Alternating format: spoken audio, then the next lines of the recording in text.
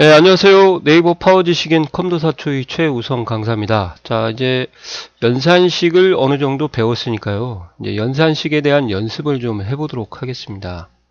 이 관련 파일은 제가 올리도록 할 테니까요. 이 부분은 연습을 좀 하시는 게 좋을 것 같습니다. 만약에 함수를 모르고 순수하게 연산식으로 처리를 해야 된다. 그럼 국어, 영어, 수학을 더한다. 그러면 이제 는 하시고 국어 찍고요. 더하기 영어 찍고 더하기 하면은 이제 여기서 조심하실 게 이제 이런 인터페이스만 좀 조심하시면 될 것 같아요. 수식이 옆 셀을 클릭할 셀을 지금 침범을 해가지고 이 상태에서 마우스로 클릭을 하시면 이제 커서만 왔다 갔다 하게 됩니다. 그럴 경우는 어떻게 하냐? 밑에를 찍던지 위에를 찍던지 왼쪽을 찍던지 하시고 키보드 방향키로 이렇게 이동을 하시면은 셀 주소를 직접 입력하지 않고 선택할 수가 있습니다. 물론 이렇게 걸리적거리면은 그냥 직접 D4라고 입력을 하셔도 상관없어요. 대소문자 셀 주소도 구분하지 않거든요. 이렇게 하셔도 상관이 없습니다. 그리고 나머지는 이 셀 주소들이 다 변해야 되기 때문에 무슨 참조죠? 상대 참조를 해서 채우기 핸들을 아래쪽으로 쭉 드래그 하시면 될 것 같고요. 만약에 평균을 구하신다 그러시면 이제 연산자 우선순위가 곱하기나 나누기가 빠르기 때문에 가로를 열고 이렇게 하신 후에 나누기 3 해야겠죠. 세 과목이니까 네 과목이면 이제 4로 나누시면 이렇게요. 평균 같은 경우는 지금 제가 소수부를 없앴기 때문에 안 나오는 거고요. 만약에 소수부를 증가를 시키게 되면 평균 내도 이렇게 소수부가 나오기 때문에 이렇게 계산하시면 되고요. 그 다음에 아래의 판매 금액을 구해 보십시오. 판매 금액은 이제 보시는 것처럼 가격 곱하기 판매 수량으로 해라. 그러시면은 는 하시고 가격 곱하기 판매 수량 이렇게 하고 채우기 핸들 아래로 쭉 하시면 되죠. 아니면 더블 클릭을 하셔도 이거 같은 경우는 됩니다. 아니면은 제가 그랬죠. 컨트롤 C, 컨트롤 V 또는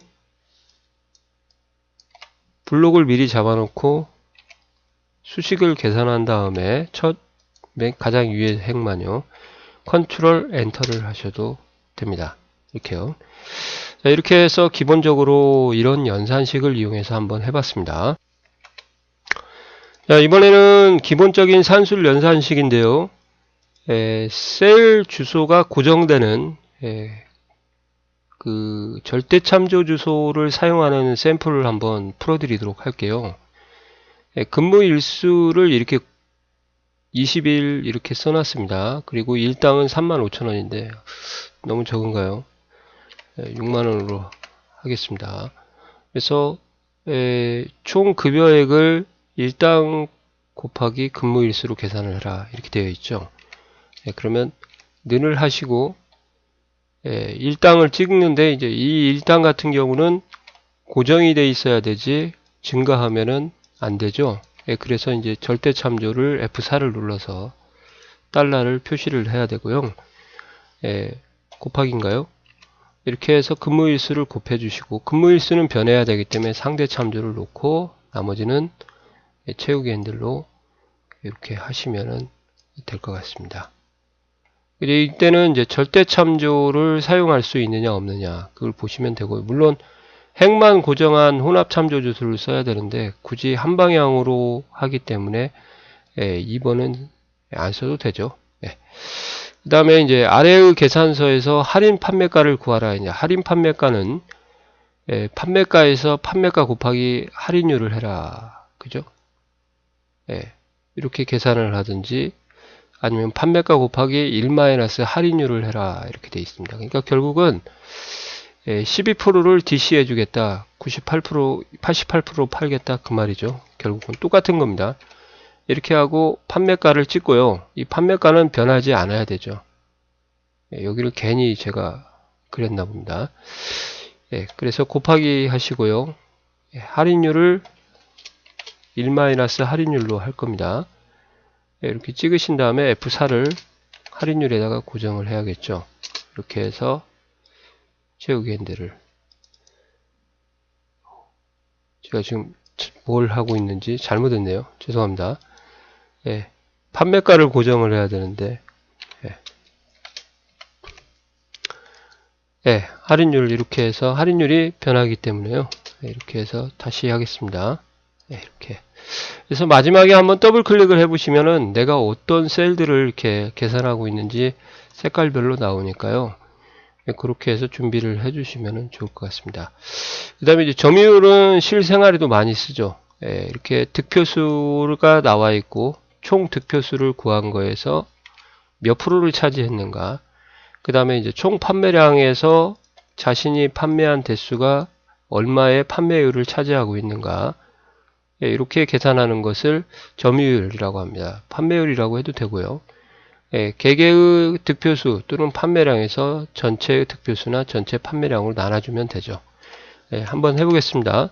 는 하시고, 예, 나누기 이렇게 하고요. 자, 이제 조심하실 게 요 3 같은 경우는 이렇게 증가를 해야겠죠. 밑으로. 득표수니까 개인의 득표수. 근데 여기 같은 경우는 증가하면 안 되죠. 그래서 여기는 이제 절대 참조를 해야 되니까 F4를 이렇게 눌러주시면 돼요. 앞뒤에다 놓고 중간에 놔도 상관없고요. 그리고 채우기 핸들을 하게 되면 이제 제대로 결과가 나오는 거죠. 여기는 이제 100%가 되겠죠. 본인을 본인으로 나누니까. 여기도 마찬가지겠죠. 는 하시고 개인의 판매량을 전체 판매량 합으로 나누고 절대 참조를 해주셔야겠죠. 나머지는 채우기 핸들로 이렇게 이해하시면 좋을 것 같습니다. 그리고 여기도 언제 원가라고 쓰겠습니다. 원가 헷갈리시니까요. 원가가 이렇게 나와 있는데 판매 가격을 원가대로 그대로 팔면은 이것은 망하는 거죠. 땅 파서 장사하는 경우죠. 그러니까 뭐 10%를 남겨 먹던지 20%를 남겨 먹어야 되니까 판매율을 이렇게 따로 써놓고요.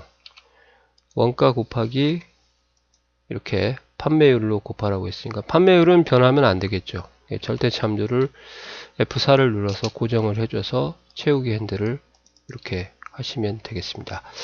자, 이런 식으로 제가 지금 보여드릴 것은 한 방향으로 채우기 핸들을 하고 있는 것을 보여드린 거예요. 그게 무슨 말이냐면 채우기 핸들을 제가 여기서 위에서 아래로만 했죠. 그러니까 솔직히 말씀드려가지고 이러한 혼합 주소는 사용할 필요가 거의 없습니다. 마찬가지죠. 얘도 왼쪽에서 오른쪽만 할 경우는 이렇게 혼합 주소를 써도 되지만 안 써도 된다는 거죠. 이렇게요. 이게 어떻게 보면 이제 계륵이 돼버리는 수식인데 남주잔이 아깝고 먹을 잔이 이제 먹을 게 없는 거죠. 이것도 이렇게 혼합을 써도 되죠. 핵만 고정하는, 여기는 열만 고정한 건데 그럴 필요가 없이 한 방향으로 채우기 핸들하니까 그냥 절대 참조를 써라. 여기도 마찬가지고요.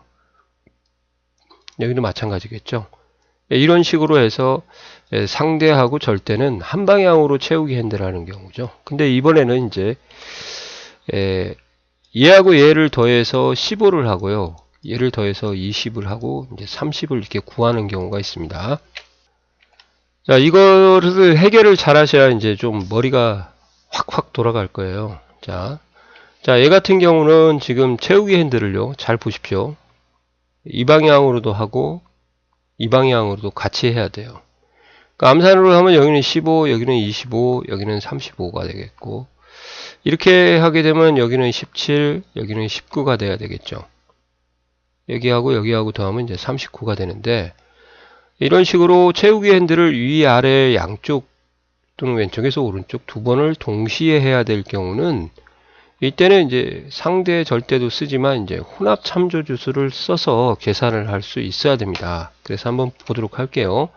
같이 끌어야 되기 때문에 자, 이렇게 찍고요.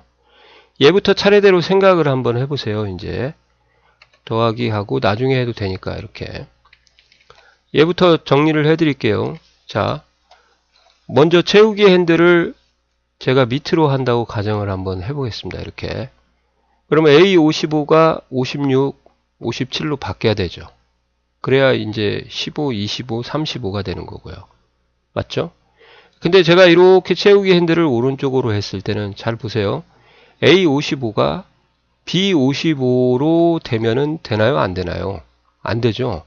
그러니까 동시에 고려해야 되는 상황이 발생하더라 이거죠.